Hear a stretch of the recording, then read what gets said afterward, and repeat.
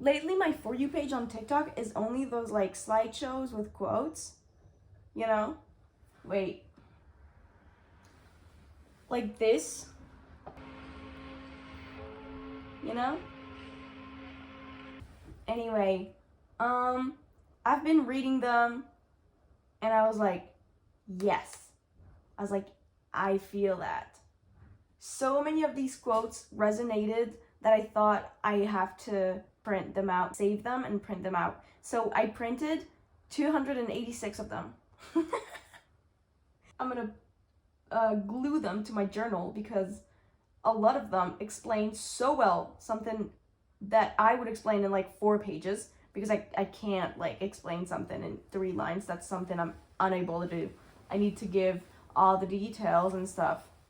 Anyway, so I'm gonna make like 4 pages of these quotes glued all together. I chose a few ones for the video to read out loud.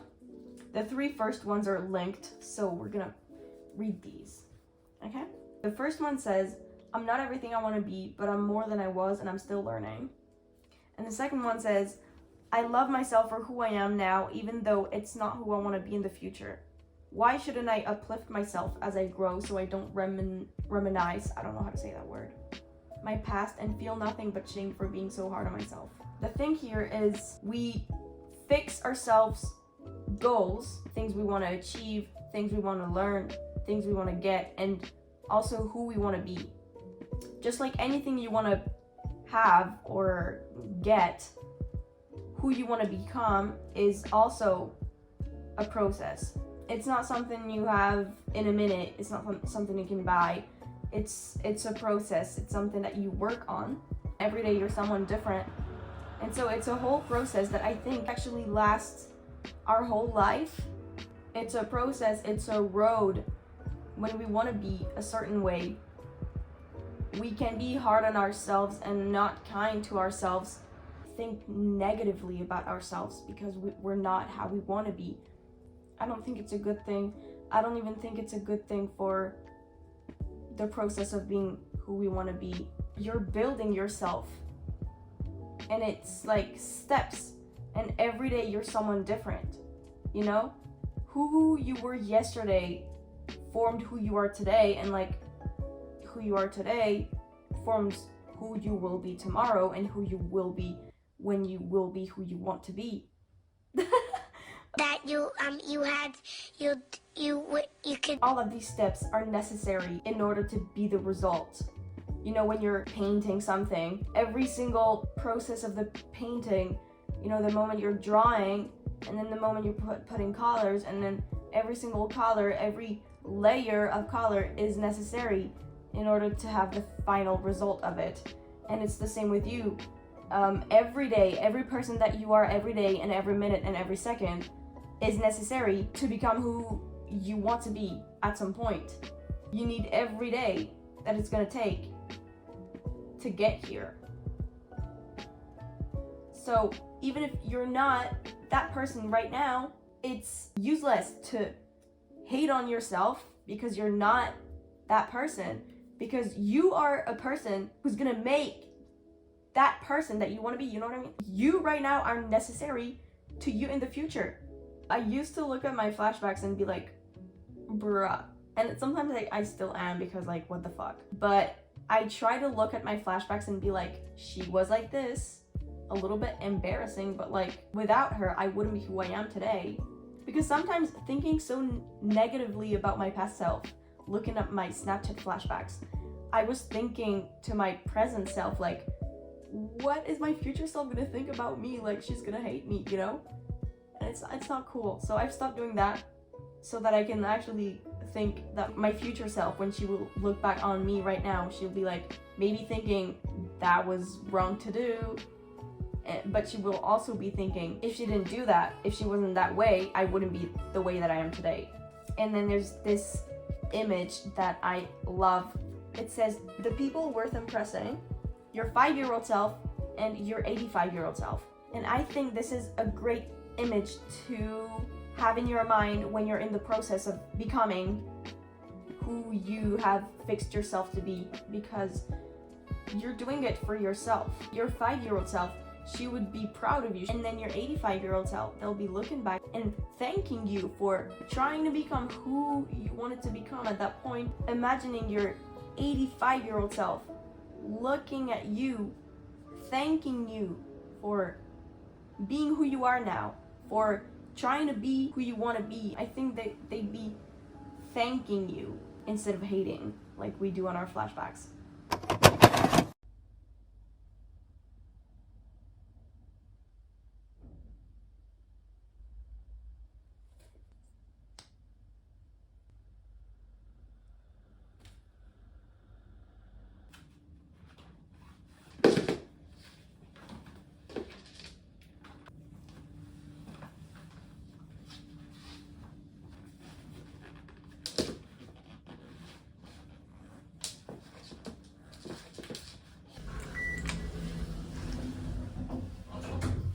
Yes, I take the elevator to go down because I'm lazy as fuck.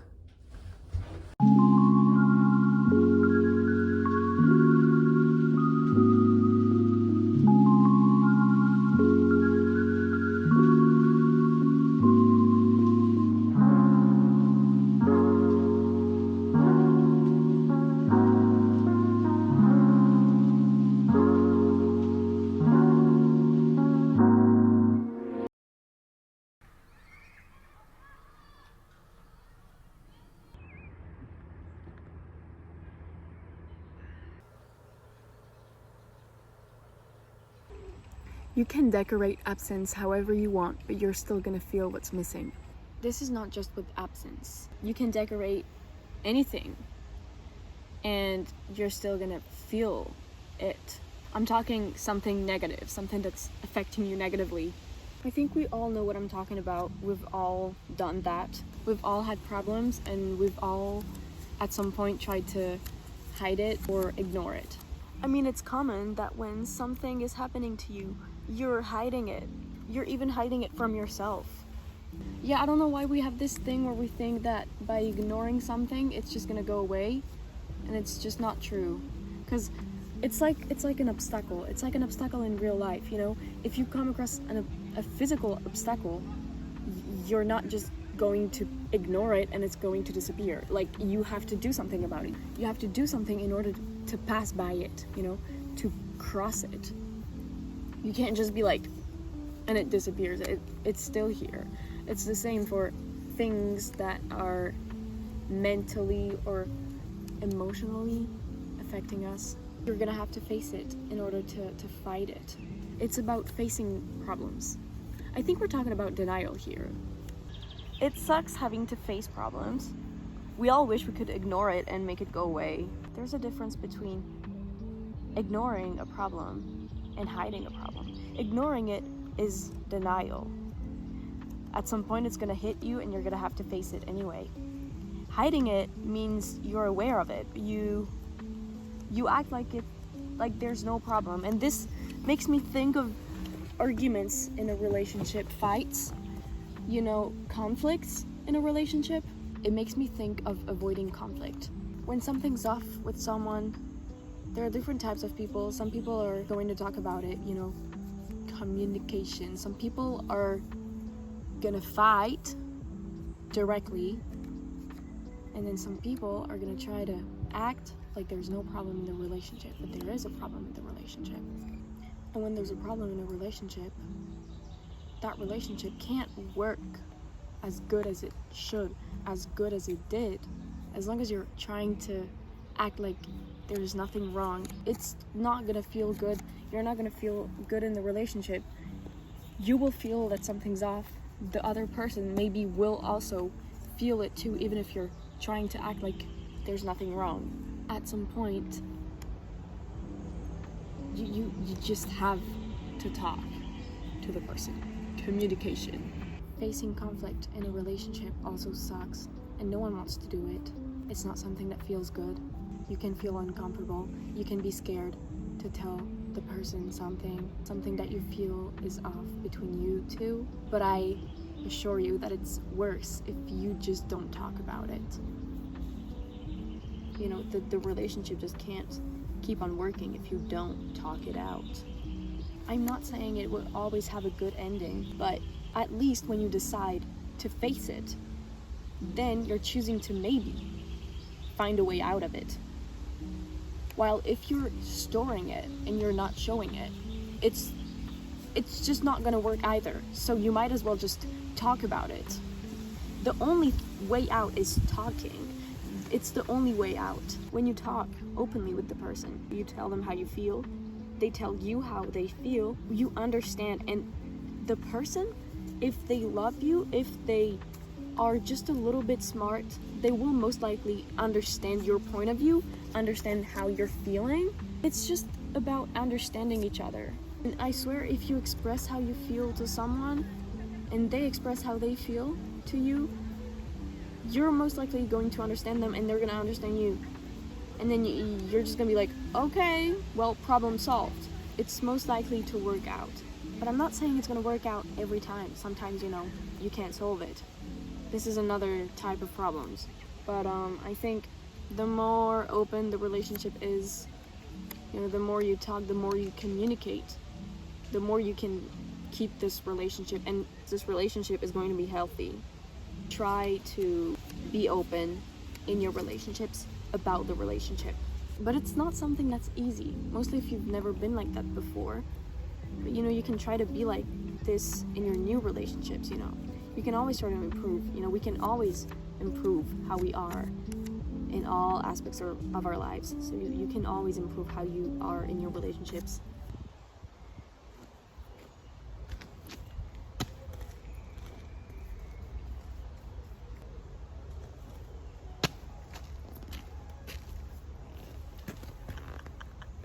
I always get the sudden urge to do that in the most random moments, in the most public places, all the time. I just live for my purple hair. I never want to not have purple hair again. I'm literally getting blue hair in like 2 weeks.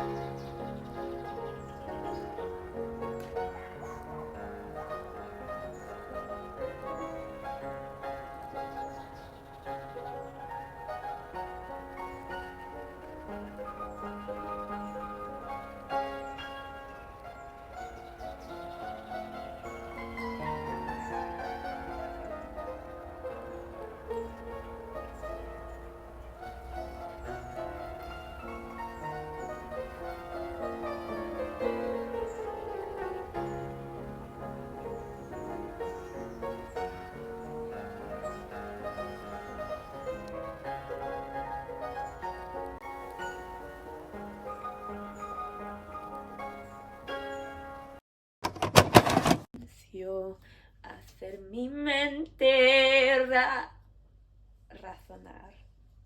Let's make food. I'm gonna make bagels.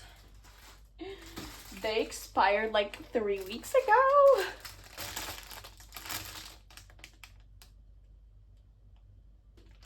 But like they're good. I already ate 2. I'm still here. Still standing. And I'm still standing up. fuck? I forgot the song. Next little piece of paper says, finding yourself is not really how it works. You aren't a $10 bill in last winter's coat pocket. You are also not lost. Your true self is right there, buried under cultural conditioning, other people's opinions, and inaccurate conclusions you drew as a child and adult that became your beliefs about who you are. Finding yourself is actually returning to yourself, an unlearning, an excavation, a remembering of who you were before the world got its hands on you. Facts! Okay. Let's make bagels, bagels, bagels, bagels, bagels. Okay. Tomatoes. Cucumber. Debating on this. Okay. No. Seriously. Why am I struggling this hard? Ay, Dios. No puedo más. Fuck! Oh my gosh. Slaying. Okay. It's true what the note says. We're kind of like covered in layers. Like the note says, like cultural layers, like people's opinions and conclusions and stuff like that. From the moment we were born, we were put into a world with values and beliefs and rules and like, you know, it's like the society, it's the human life. If I was born among the trees and I lived among the trees and I never interacted with another human being, then like, what? Who would I be? Like, what would I be thinking about? Like, you know what I mean? For example, I feel like I wouldn't be wondering about my image, you know what I mean? Or maybe I would. I'd be like, why the fuck am I not a tree? Like, why can I move? So, you know what? This quote, it actually reminded me of a realization I had the other day, or more of a question I raised to myself.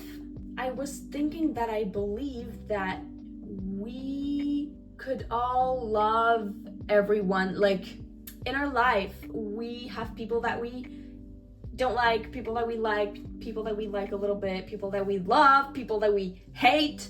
That's because I think when you know someone for the first time, you know a version of them that's like the version with all the layers on, you know what I mean? Like, I feel like how we present ourselves to like the unknown world, the unknown people, is the most layered version. Does that make sense? Like the most like surface version of us. If you think about the people that you know the most, the people that you're the closest to and that you love the most, it's the people that you know the better. And I feel like knowing someone is like knowing a version of them with less layers. I'm not saying with no layers, because I think there are layers that we just can't like remove. Because like I was saying, like who would we be if we were not human? We're human, and it's like a part of our identity that we can't imagine not being. Like, that makes no sense, but like it makes sense to me. I feel like getting to know someone is like removing the layers from them. And so it's not that we don't like someone, it's that we don't know someone. I believe that all the people that we don't like, we just don't know them. But then I get it, like there are bad people. But then again, like, are there really bad people? A baby is not born bad, you know what I mean? It's all the experiences, the people they know. There are so many things that we come across in our lives that builds us. It builds an identity. You know, those layers, they're like our identity of who we are to the world.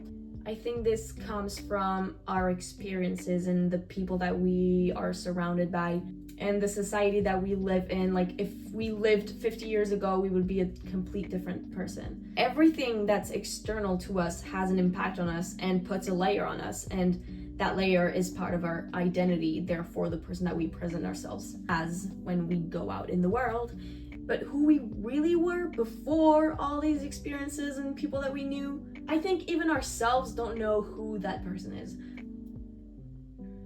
I guess the version of us with no layers is just our DNA, you know what I mean? Like, I believe that we're actually able to get along with literally everyone on the planet if we actually got to know the person, if we got to like remove the layers. And because you know, everyone, I don't know, everyone's like amazing, you know, but in reality we are not able to do that because we don't have time to.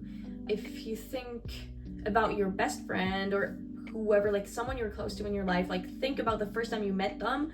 You didn't know anything about them, and now you know everything about them. It's because you have interacted so much, you have talked so much, spent so much time together that you know them. That time that you spent with them allowed you to remove the layers and discover a version of them that's closer to who they really are, their real essence. The thing is, we don't have time in our lifetime to do that with everyone on the planet. So, like my best friend, literally 2 years ago we hated each other. And now she's my best friend. That's a proof of what I'm trying to explain. Also, one last thing is, I think there are people with thicker and thinner layers, or like people with less and people with more layers. Like sometimes you meet someone and you feel like that person is so genuine, so pure. You have an intuition that that person is more honest. And I think that the people with less layers are the people that are aware of those layers. I'm not sure though. I feel like if you're aware of the layers, then you are more aware of what parts of you are layers, what parts of you are who you really are deep down. And then maybe when you're aware of it, you're trying to, you know, remove some of the layers. But then I'm not saying that like the layers are necessarily bad or that you have to remove them. Those layers are also our identity as a human being in our society. We live in a society, so we also have to, you know, have those layers. I don't know, does that make sense? That makes no sense. It makes so much sense to me, but like I feel like it makes no sense. That's because I'm thinking out loud right now. If I think out loud, it makes no sense. It just makes sense to me. Anyway, and I did not cut my tomatoes. I forgot to cut my tomatoes.